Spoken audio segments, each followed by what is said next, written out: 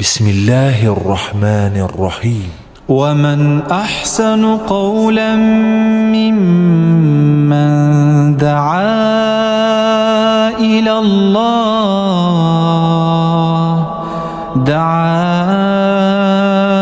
إلى الله وعمل صالحا وقال إنني من المسلمين.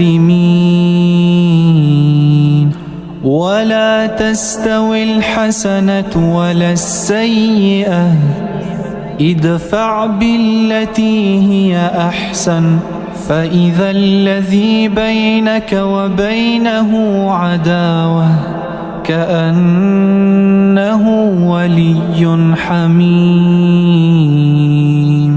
وما يلقاها إلا الذين صبروا وما يلقاها إلا ذو حظ عظيم.